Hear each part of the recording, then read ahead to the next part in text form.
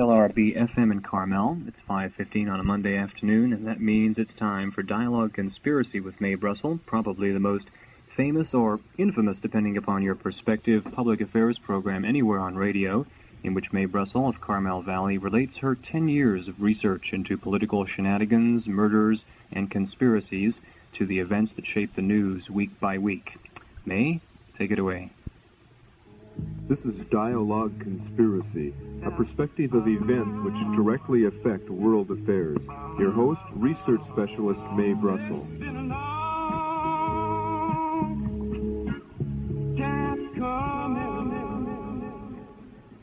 Well, good afternoon, and hello from Dialogue Conspiracy. The news is coming in so quick that relating the Watergate to the past political assassinations, conspiracies in the White House. For those of you who haven't heard the program before, the format has always been to take the news of the week and show how it pertained to the past political assassinations. But as the news of the Watergate unfolds, the way conspiracies and assassinations are planned certainly becomes more visible to the viewer. If he's watching the screen, he or she is watching that screen, watching the witnesses before the Senate committee. What we're getting is an exposure to the American public and education into espionage operations. I've maintained that the government was overthrown in 1963 when John Kennedy was killed in Dallas, Texas, and that the intelligence agencies took control of the government at that time. And the last election we had was in 1960. The actual choice of candidates has been selected for us since that time through the ballot, through the bullet instead of the ballot, and that the conspirators are in the White House and they control the president, they control Lyndon Johnson, and they control Richard Nixon. If any of you didn't hear the Senate hearing this morning and hear Mr. Butterfield speak, I suggest you turn on the cable television tonight and pick up the testimony of Mr. Butterfield. If you have any doubts about what it's like to be the President of the United States, I really felt sorry for Richard Nixon today. I know a lot of the things he's done, and in the course of my research, it's been some pretty rough things that he's been associated with. And yet, when I heard the description of life in the Oval Office, there's something very tragic about it, very disgusting and very tragic.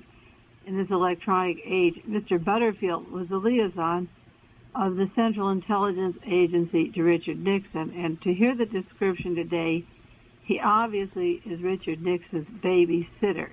That's a term that is used to keep track of a person all the time, to count with who they talk to and what they do. A babysitter is assigned to a particular person while they're on assignment, actually, to see that they get the job done and follow them around. I know that the Haldeman and Robert Haldeman and John Ehrlichman were always with Richard Nixon or outside the door and available to him.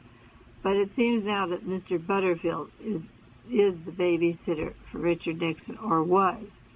And his job was to have a two-way communication system that picked up conversation in the Oval Office, in the Cabinet Room, in the halls. There's a four-way speaker wherever he went, in the barber shop or wherever he went, and also out at the Western White House. He didn't have control of Camp David except the president's suite or down at Key Biscayne. And I always felt that the biggest decisions that Richard Nixon made on operations, he was briefed down in the Bahamas and in Jamaica. Whenever there's a problem, he runs down there to get briefings, and he's told what to do. So it would be very reasonable that they wouldn't have a two-way conversation recorded there. But in the White House, and at the Western White House, at San Clemente, and in his room at Camp David, he has a two-way speaker system. When he walks through the doors, it automatically turns on the conversation. And every telephone conversation he's ever made and every visit he's ever had, anybody who's ever visited him in any of these areas, that conversation is being recorded. The cover story was to keep him for historic purposes. Someday they would publish his conversations, but it came as quite a shocker to the committee investigating the election practices of 1972 that all of the conversations of the President of the United States have been recorded. And I felt sick for the man because I know the kinds of conversations that could be picked up now, and Mr. Butterfield was sure that this would prove the president's innocence with regard to certain conversations. But just a few weeks ago, Howard Hunt testified before the grand jury about the George Wallace shooting, and he told how Charles Colson was at the president's office for 4 hours the night that George Wallace was shot.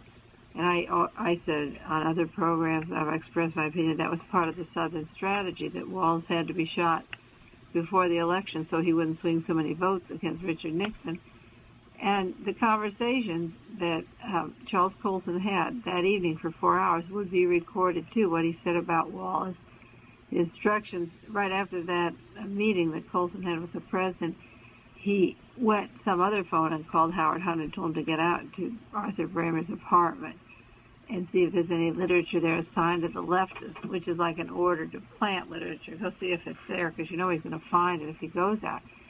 Hunt didn't go out, but somebody else was in the apartment and messed it around. But the conversations of every single person, members on the committee, every congressman, senator, everyone who's visited the president, it's all down there. And it must be setting Washington into some titty. There was this nervous feeling over the television, people rustling around. You know, you could tell the energy in the room when this testimony was coming over, and the announcers afterwards, how sick so many people must feel, and the control, the blackmail you have over other people. And also you realize the lack of privacy that the president himself has with any single person. He doesn't turn the speaker on or off. When he goes in the room, the speaker's triggered and he is recorded. And I can't imagine anything worse than spending a couple of years of having every single thing you say recorded and people keeping track of what you're doing.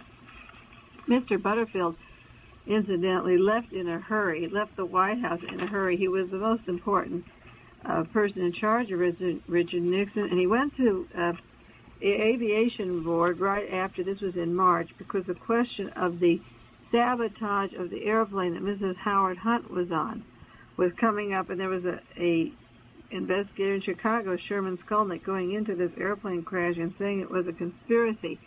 So that Mr. Butterfield left the White House in a hurry and went to the Department of Transportation. Dwight Chapin, the appointment secretary for the president, went out to Chicago for the United Airline hearings, and Butterfield went to the Department of Transportation, where he has been working while this investigation of the plane has been going on.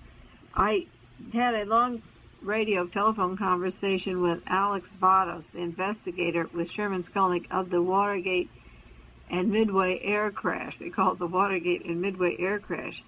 And Alex Bados has a hearing coming up in Chicago, and they're trying to put him in prison. He was put in Springfield Penitentiary in Missouri on a charge, a trumped-up charge that he didn't commit, and he felt it was to silence him because he knew too much about the case. He was at the airport when Mrs. Hunt's plane came down. And he was put in prison, and he was let out. He was in from March until about June. And he's coming before a Judge Beamer, and he asked me to announce to my radio audience to write a letter to Judge N. Beamer, B-E-A-M-E-R, the U.S. District Court in South Bend, Indiana. That's where this hearing is coming up.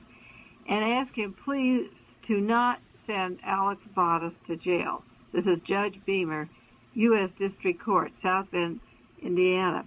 Now, Alex Bados and Skolnick had an investigator who was going to testify for the government side. His name is Mr. Simonini. And 30 years he worked with the U.S. military as a radar specialist, and he was an eyewitness to this crash, 553. And he was going to be a witness before the National Safety Transportation Board. But when he met Chairman Skolnick and heard the other side of the crash and all the evidence, he changed his story and decided that he would go with the investigators and that something was very wrong with this plane he felt was sabotage. Well, Mr. Simonini's home was broken down last week, and the door was broken down on one of these forced drug raids, and a gun was held to his daughter's head, and 2 sons were taken away from his home.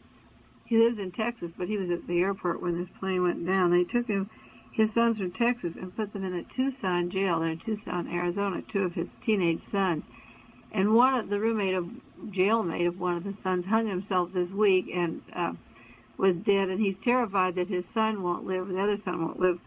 His family has been threatened. As I say, the daughter had the pistol to her head, and Mr. Simonetti is testifying for Alex Bados and testifying to the fact that there was sabotage on this plane. But in the meantime, he's having a hard time, and his family is harassed, and the two sons are in jail. So if you would be so inclined, write to Judge Beamer and tell him that you want Alex Bados out of prison, that he feels that he has these charges are trumped up against him, and he's innocent of these charges. They're trying to get him out of the way because he was right there at the airport that the airplane crashed. Now, one of the reasons Alex Bados revealed that he wanted to be out of prison, out of Springfield, he felt the federal government was getting him, and he gave a reason. He said because his code name used to be Bates, B-A-T-E-S, and that he worked with Howard Hunt at the time of the Bay of Pigs. He was a senior recruiter for the Bay of Pigs. This is the first time I've heard this information about Bados, but he's desperate now because they're going to take him off to prison. And he said that he worked with Howard Hunt, and he knew the way this operation worked, and he knew about Hunt, and he knew about Hunt's wife. The husband and wife team of being agents, Sherman Skolnick had said that they weren't married. They were both husband and wife agents, and I didn't know where he got that information, but obviously he got it from Bados, who worked with Hunt at the time of the Bay of Pigs, and I guess in other operations. There's 3 articles in the San Francisco Examiner this last week on that airplane crash that got a lot of coverage. It talked about the tape's last messages on the airplane and gaps in the information coming in. And the lead article asked, was this plane sabotaged because they were going to blackmail Richard Nixon with information that Mrs. Hunt was on the plane? One of the articles in the San Francisco Examiner said, had to die to save Nixon. And it goes about the theory that Mrs. Hunt had to die because she was going to blackmail Richard Nixon. But there's 2 interesting points about that plane crash. For those of you, I'm sure most of you know who Mrs. Hunt is. Her husband is a defendant in the Watergate case, and he's already in prison for charges of conspiracy and entering the Democratic headquarters. And Mrs. Hunt was a conduit of money for these men to buy clemency, for them to keep quiet and plead guilty, the other men that are in jail. And they'd be out in a year. And she was carrying money around. And Sherman Skolnick claims that she was taking a lot of money, over $2 million, to Costa Rica, and from there she would blackmail Richard Nixon and get money for her husband. One of the men on the airplane was a Mr. Metcalf, and he was a cutout, which is an espionage agent who later is eliminated himself, who's killed. And he was called the Hitman. He got on the airplane, and he was a top narcotics official with the DALE program, the Drug Abuse Law Enforcement Program, who used the name Harold Metcalf. And he worked directly for Richard Nixon. He took a gun on this plane. He was given seat B-17, right near the stewardess and the jump seat. And he was an overseas CIA parachute spy who had a jumpsuit at the time the plane crashed. He was sitting at the back and got out. He didn't realize that parts of the plane were broken, and that this plane, he did get out, but he didn't realize what bad shape the plane was, with the altimeter and the data computer broken and circuit breakers broken. But he was prepared to jump. But there was an interesting thing in the information I had from Sherman Skolnick and in the article in the Examiner, because it claimed that he sat near the front of the plane where the food was served, and that these passengers had arsenic in their stomachs, several, including the pilot. And he mentions the position of this particular Metcalf to where the food was served. And the very last tape, one of the articles in the Examiner says the tape's last message, in the last seconds before the jet went down, was that the pilot was speaking. And the very last word that they could hear, the last intelligible words spoken in the cockpit of the doomed jet were, "I'm sorry." Now, the voice print hasn't been recognized who said, "I'm sorry." But if the hitman from the crime force from DALE, the narcotics program, and from the CIA is sitting in the front serving the food, and if the pilot got arsenic and he's going out from the effect of it, no matter whether it takes 5 seconds or a minute or whatever it is, if he in fact did have something to drink or eat on the plane, was it Metcalf or another passenger who was saying, "I'm sorry" to the pilot? Because the flight recorder, the tape message, shows no conversation before the plane crashed. The pilot was not alive. So I wonder who's saying, "I'm sorry." I haven't seen any of the articles, and I'll write to Sherman Scully, but considering the cast of characters and where they came from, what they were doing, it sounds like somebody knew that the pilot was going to have to be killed, and those were his last words. In Dialogue Conspiracy, we talk about a lot of plans, operations against the people in this country to take control.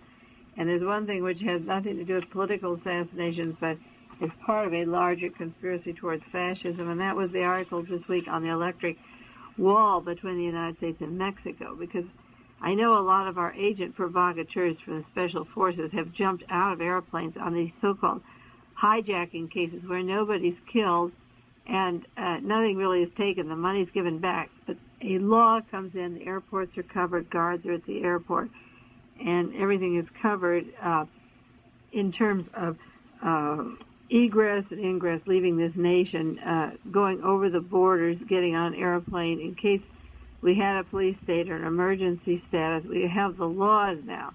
The provocateurs and the hijackers created the excuse for the laws and the marshals at every airport.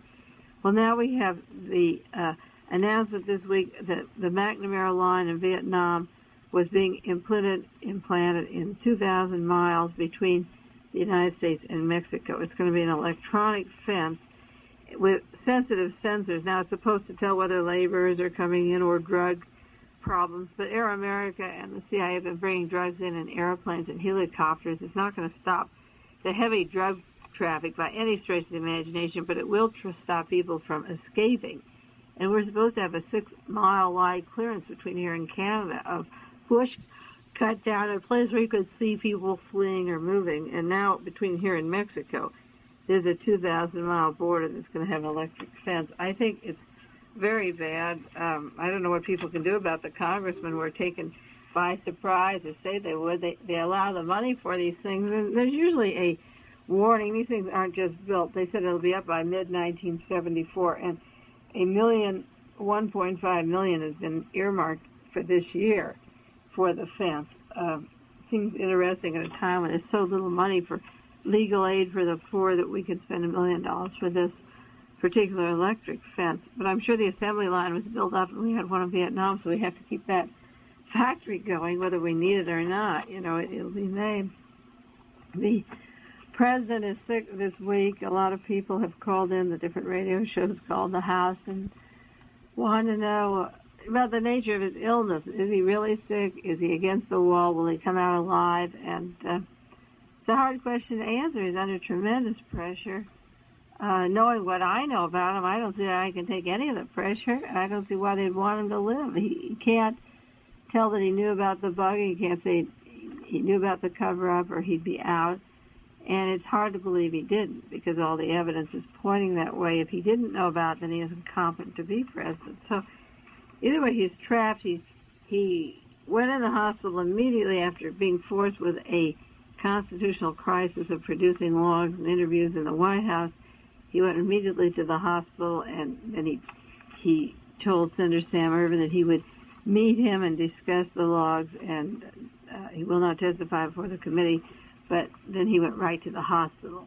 And he meets with Henry Kissinger or General Alexander Haig and has 40-minute conferences on what he calls his world affairs and security briefings on national security. And certainly the domestic problem is a national security. I don't know why national security is separated into what happens as soon as you leave the country. And they get the considerations and the budgets and the briefings, but at home he doesn't know anything that's going on, according to him. So that our own domestic crisis, or he says he wasn't aware of the Watergate for a long, long time. It's hard to believe that, but he meets with Alexander Haig or Henry Kissinger, but not Sam Ervin, and how long he can put that off, it's hard to tell.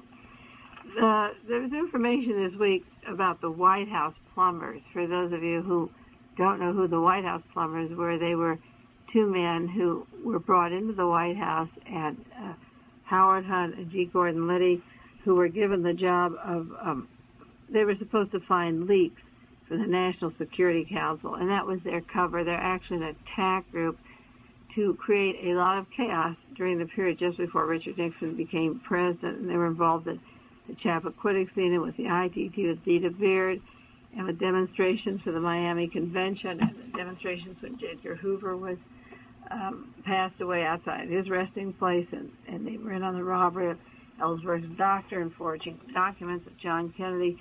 The name plumbers suggests that they were stopping some leaks. Actually, the man who gave out the leaks was promoted in the Defense Department. But the information about these two men has been withheld, and I'm interested in that information, which is just pouring out this week, about the violence and the provocateurs planned for the conventions and the plumber unit, because the article I did last year on the Democratic Party claimed that there would be a martial law, and that this team was in on creating enough disturbance to provide the excuse for a takeover in the United States identical to the one we had helped out in the Philippines or in Greece or many other countries. So the work that Hunt and Liddy did in the White House is very important to see whether they were sincerely trying to do anything to help this country while on an expensive salary from the taxpayers, or whether they were really just consistently a attack group. So information came out this week that L. Patrick Gray, who was acting head of the FBI, received information from the CIA along with Henry Peterson. He was the acting assistant attorney general helping prosecute the Watergate case. But immediately after the break-in on June the 17th, the CIA turned over to these plumbers, Hunt and Liddy and Peterson, information data on the CIA's involvement in domestic affairs, namely the Ellsberg affair and a few of the other operations they had done. And Patrick Gray and Peterson kept that in their office and safe and didn't tell any single person. Now the prosecutors in the Ellsberg case acted. The government prosecutors knew that there were these tape recordings, and the case was going on in session at the time that Watergate was being investigated. L. Patrick Gray was the acting head of the FBI, and he kept in his safe the CIA documents on the Ellsberg case, photographs of the men at the Ellsberg's office, the aliases that the CIA provided. When Howard Hunt returned from Los Angeles, he called up the CIA and asked them to develop certain pictures that he had taken out of the Ellsberg case, and he had used the aliases that the CIA always provided him of Edward Joseph Warren and Edward V. Hamilton when he went out west, so that when the government was investigating the Ellsberg case, prosecuting the Ellsberg case, and investigating the Watergate, Patrick Gray was sitting on all this information, and nobody knew he had it. He destroyed a lot of it. Later, he destroyed things from the White House that were forged documents, and that he got from the State Department that Dean was working on and Howard Hunt was working on. But here was a man who I described a year ago, Patrick Gray, as a man who puts down investigations, who doesn't help the information to flow out, but does everything to put it down. So the document, the article I got this week on how he put down the investigation, he wouldn't let the federal government know what aliases that Hunt had used or Barker had used or Sturgis. He didn't let them know the information he had in his safe. And worst of all, Mr. Kleinitz, who was the Attorney General, also realized that the CIA information had been turned over. It had been turned to him. When the Watergate men were arrested, the CIA turned to Mr. Richard Kleinitz, the Attorney General, and gave them all the information on the Ellsberg case, on the Watergate case, on Dita Beard, the ITT, and the work of the Watergate men. And Mr. Kleinitz didn't deliver it to Mr. Peterson, the Assistant Attorney General, who was investigating and needing this information. His argument was that he didn't know what was in the envelope. The Attorney General received information from the CIA as early as June and July, and Mr. Peterson and Mr.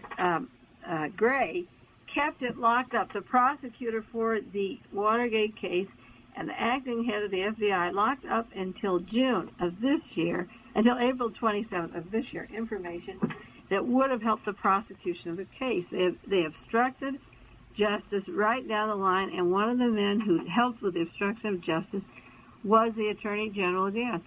Well, last week we heard the story of John Mitchell saying that he hid the conspiracies of the White House plumbers, all their illegal acts, their wiretapping, bugging, forging, because considering the alternatives of who would be president, he didn't have any other choice. This is something else I've said on Dialogue Conspiracy, for those of you who listened many times, that the selection of presidents is done by a handful of people, and if anything came out that was damaging to Richard Nixon or Spiro Agnew, it was the job of the Attorney General, the Assistant Attorney General, the FBI, to hide that, because they want Richard Nixon and Spiro Agnew elected. So the laws of the land are secondary. They have selected this man as a candidate, and nothing stands in the way. Even if these men lose their law degrees and go to prison, they decided that Richard Nixon should be the president. Now, Richard Klein has resigned from the Justice Department because he said that he couldn't be there and prosecute his friends like John Mitchell.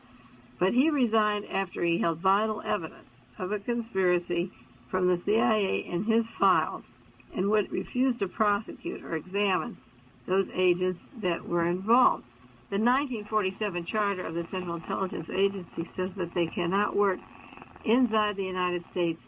I've made the allegation for a long time that they've been working inside the United States for many, many years, ever since they were formed.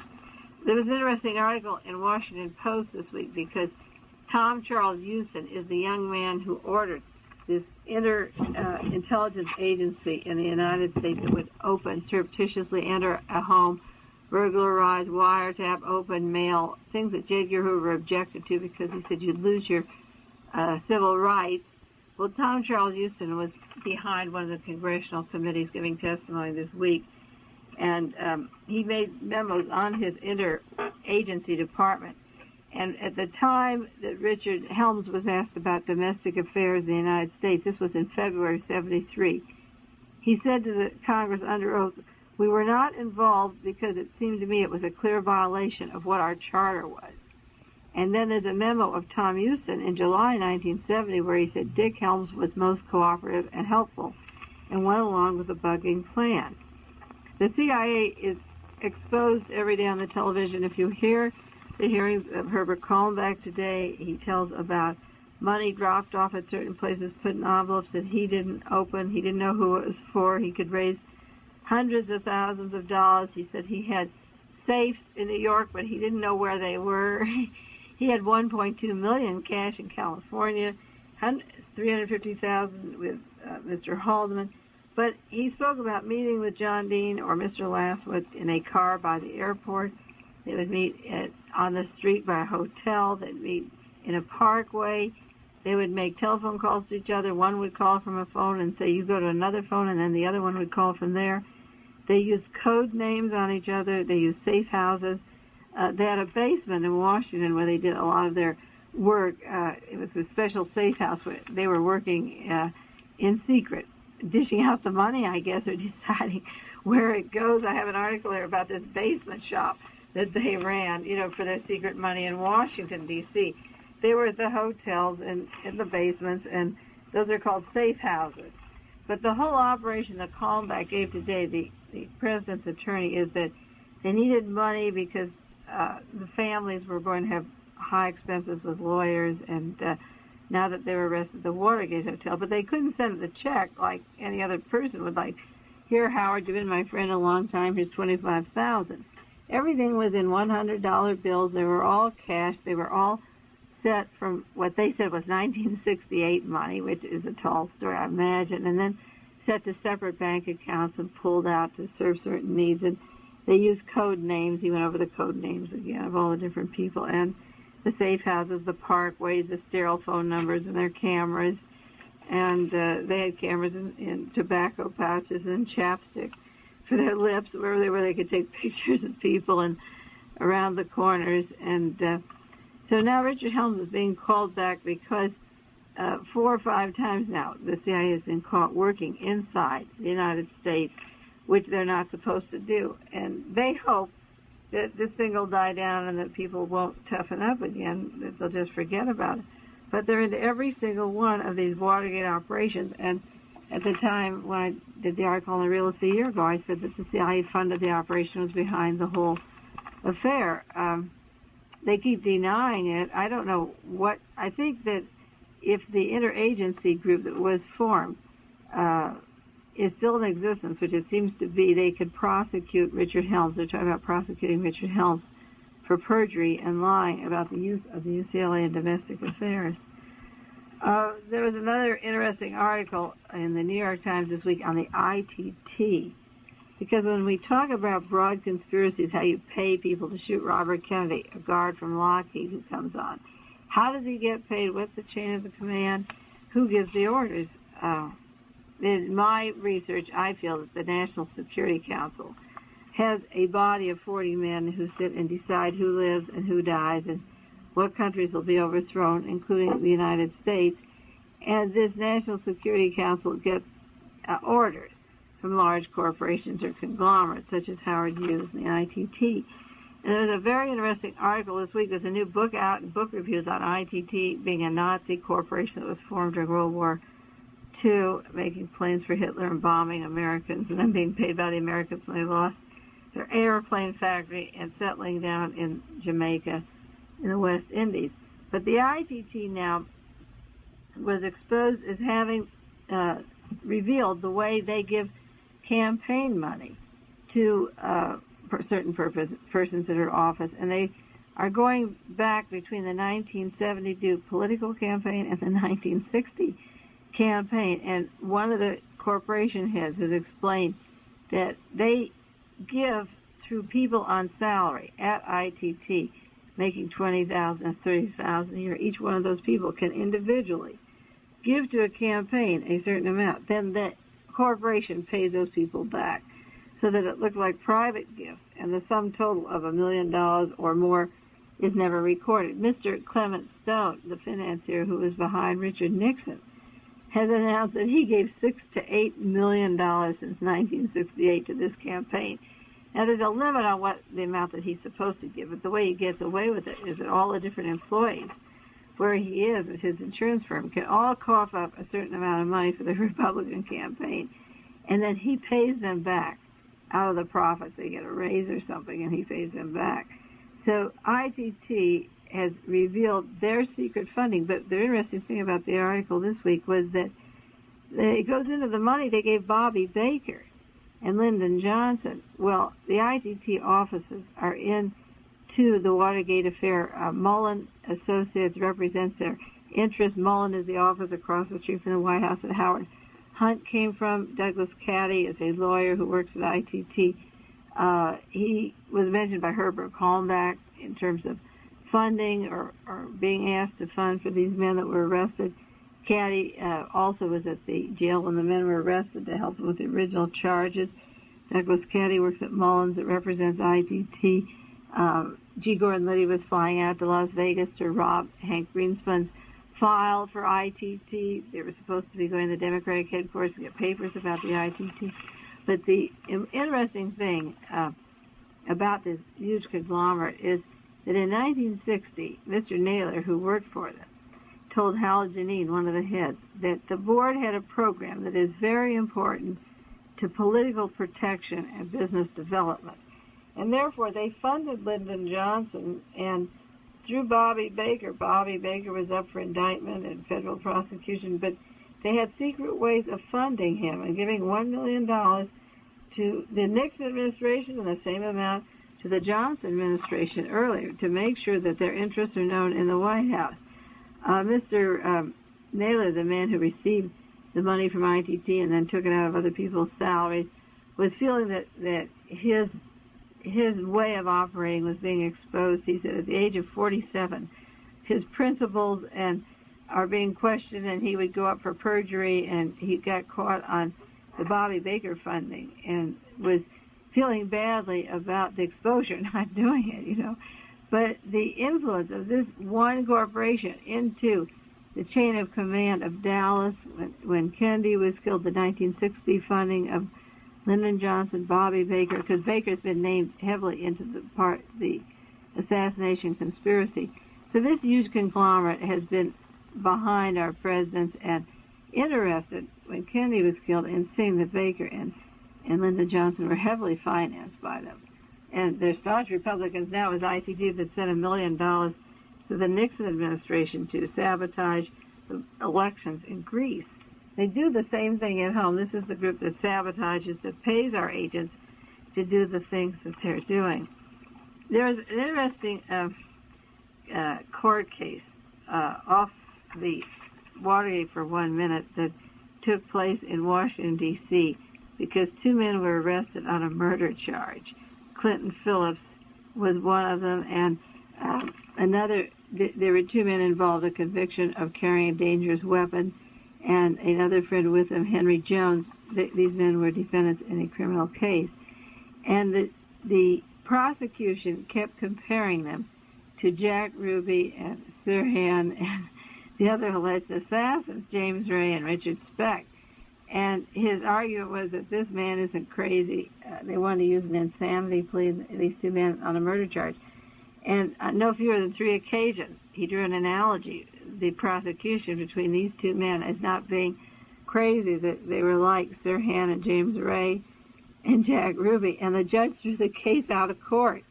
And the case was thrown out. He said, you can't affect a jury by comparing them to any other case. He said, you can read about big cases, about Sirhan and Ruby, and these big cases, but you can't plead to a jury that your client, or that man, not your client, the man you're prosecuting, is not, that he's not crazy just like they're not crazy. You can't compare him to them as being a shrewd operator.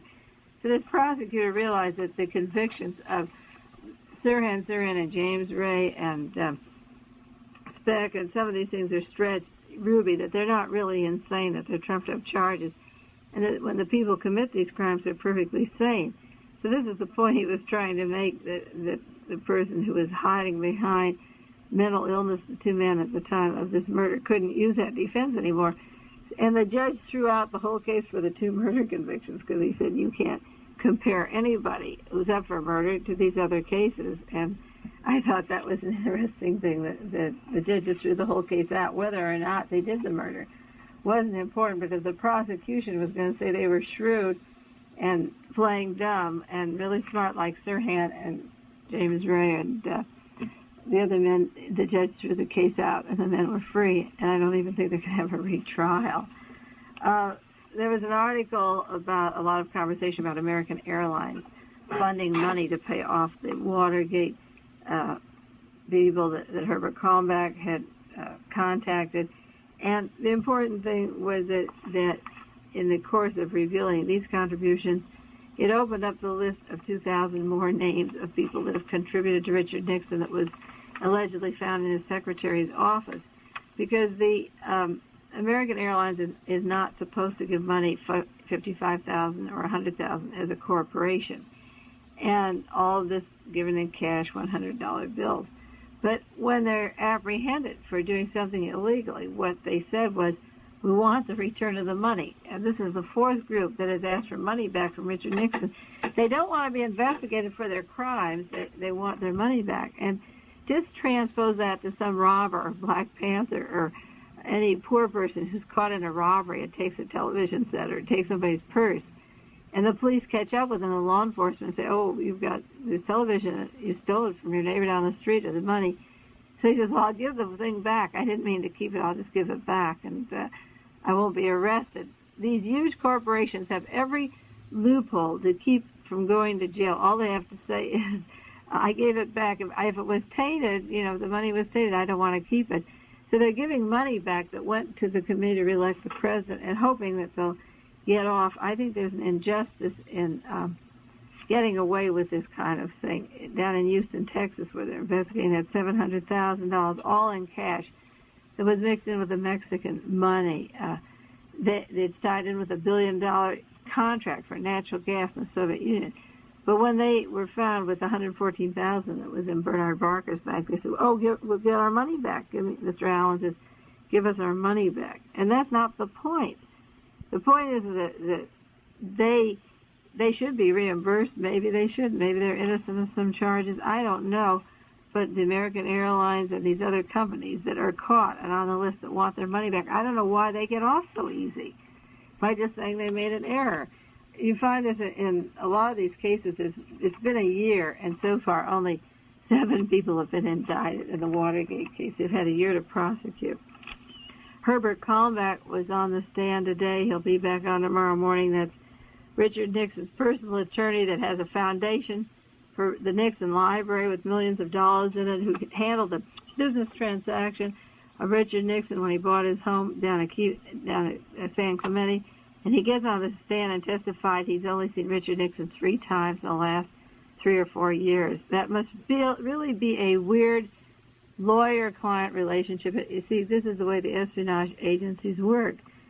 They only are on a need to know. They see each other for only the most important kind of business, but they're always there in the sidelines to fill in for what Nixon needs to pay people off. And like in the Watergate case, he's his own personal lawyer, building a foundation, a library for him, purchased his home for him, and they've only met 3 or 4 times. That's what Kalmbach said under oath. Kalmbach sent $400,000 to Alabama to defeat Alabama State, to defeat George Wallace down there in the primaries. He kept $1.1 million in cash in 1968, and he sent it to boxes in New York and Washington and Los Angeles and Newport Beach, but he's testified under oath he didn't know where the banks were. He has these bank accounts, and he doesn't know whose name there is. He doesn't know where they are. He had $600,000 in a secret bank, and he had $1.1 million cash that Mr. Higbee, who worked for Haldeman, had. He had some more money, about $100,000 to use for polling costs, and another $100,000 he gave to Anthony Lasowitz. I was waiting for the committee to ask what Lasowitz did. He was involved up at Chappaquiddick. As soon as Mary Kopechne was dead, he was up there giving interviews over the radio and for the news media. The White House hasn't said what he was doing at Chappaquiddick or when he got on the island or checked his transportation or his aliases. But it's interesting that he was right up there the minute that Kalmbach was arrested, and he was up there but Kalmbach had funded $100,000 to Lasowitz, who was up at Chappaquiddick the minute the accident had taken place. And Lasowitz was giving the interviews to the news media, slanting the question of Ted Kennedy's accident, giving out interviews. $100,000 was given by this attorney to Anthony Lasowitz for this assignment. Haldeman, it came out in the paper this week, had a $1.5 million cashier's check from the Security Pacific National Bank in 1970, and the source of this cash is still unexplained. Mr. Kalmbach drew from this fund. They don't know where this came from. All of these things are going on, and people are saying, is Richard Nixon involved in the Watergate? It's hard to believe how much of this he knew or he didn't know. Herbert Kalmbach, his attorney, had a dummy front called the Public Institute. I wrote about dummy fronts in the article I did on the Watergate, and I'll be doing more on dummy fronts. And he had a political aide, Jack Gleason, who helped him and split up the money and forwarded it wherever it had to go. And the operation was run in a basement, in a back room downtown Washington in a townhouse. And that's where they put $3 million into the 1970 elections in the Senate and the State House races. They had $3 million in cash in his basement. And the front of it had a dummy front called the Public Institute. Some of that money went to Senator Weicker, and he said he didn't know where it came from. He's on the committee investigating the Watergate. He took $35,000 for what was called the Washington, D.C. Committee for Weicker, and some of it came out of this $3 million cash fund in the basement under a dummy front. The townhouse operation was for Senate campaigns, supposedly, but it involved a lot of money, and none of it is accounted for who got it or where it went.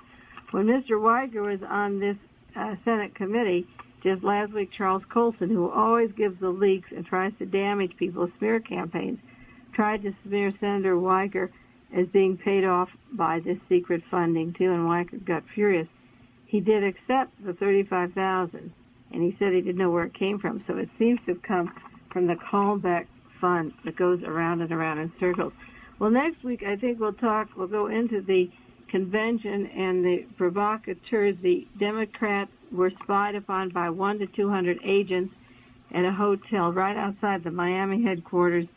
The rooms were paid for through the First National Bank at Miami. The White House made the reservations, and 200 agents with rent-a-cops had electronic surveillance to take down the entire Democratic convention in Miami. That is a lot of agents. That's a big budget. We're going to see that they spent $10 to $20 million in secret money sabotaging the elections as time goes on. The news is coming in really fast, and our time is up. I'll see you next week, and listen to the hearings. If you're not listening to them, you really should, and I'll see you next week.